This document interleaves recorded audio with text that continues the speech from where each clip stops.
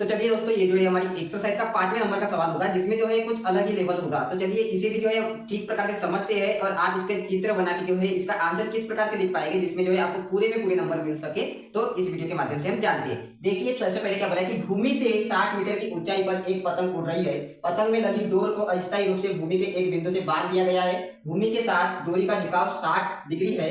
यह मानकर कि डोरी में कोई ढील नहीं है, डोरी की लंबाई ज्ञात कीजिए। तो आप इस तरह से जानते हैं कि डोरी की लंबाई, तो डोरी फिर से मैं कहूंगा कि डोरी किस प्रकार से रहेगी, डोरी इस प्रकार से रहेगी, है ना। डोरी कुछ किस प्रकार से, इस प्रकार से रहेगी। अब भूमि से 60 मीटर की ऊंचाई पर, ऊंचाई को आप सीधे ही नाप सकते हैं। तो ये सीधा दे दिया हमने, ये जो दे दिया क्या 60 मीटर। ये क्या, ये पतंग है, यहाँ पे इस पॉइंट पे एक पतंग है जो उड़ रही है ना, कितनी ऊंचाई पे, 60 मीटर की ऊंचाई पे। ये दो को आप मिला देंगे, है ना। फिर से हम नाम दे देंगे कि ए, बी और सी।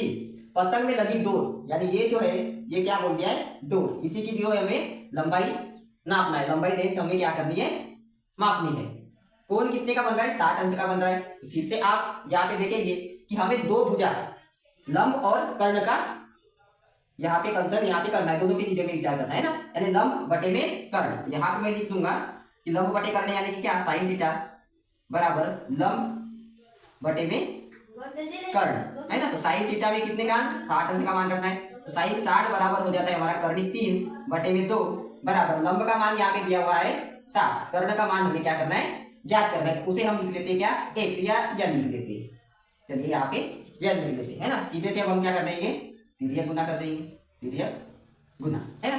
तो इसका गुना इससे करेंगे तो कितना आ जाएगा, कर्णी 3 n बराबर 120, है ना। 2 का गुना 60 से दिया, यल बराबर कितना आ जाएगा, 120 गुना वाला है तो काट दिया जाएगा। अब जैसे इससे काटना है तो आप सीधे से देखेंगे कि 4 या 12 यानी 40 वाले से जाएगा। तो इसे हम क्या लिख सकते हैं, यल बराबर में 40 गुना करनी 3 गुना करनी 3, क्योंकि ये 2 का गुना करेंगे तो कितना हो जाएगा 3, और 3 गुना 40 करेंगे तो 120, यानी 120 को हमें किस प्रकार लिख दिया, 40 गुना करनी 3 गुना करनी 3 और करनी 3। इस प्रकार से क्यों लिखा भाई, क्योंकि एक करनी 3 जो है, एक करनी 3 से कट जाएगी तो यल बराबर कितना बचेगा, 40 करनी 3 मीटर। मीटर में चीज दी हुई है तो इस प्रकार से आपको मीटर में लिख लेना। यानी ये जो डोर लगी हुई है जिससे पतंग उड़ रही है वो कितनी लंबी है, 40 करनी 3 मीटर लंबी है। तो आशा करता हूँ कि ये सवाल भी आपको जो है समझ में आ चुका होगा। हम जो है अलग अलग कंडीशन के हिसाब से जो है आपको सवालों के माध्यम से समझाने की कोशिश कर रहे हैं कि आप जो है अलग वेरायटी के क्वेश्चन को किस प्रकार से हल करेंगे। तो आशा करता हूँ कि आपको जो मेरे द्वारा बताई गई चीजें बहुत ही आसानी से जो है समझ में आ रही होगी। मेरा वीडियो देखने के लिए धन्यवाद। जय हिंद।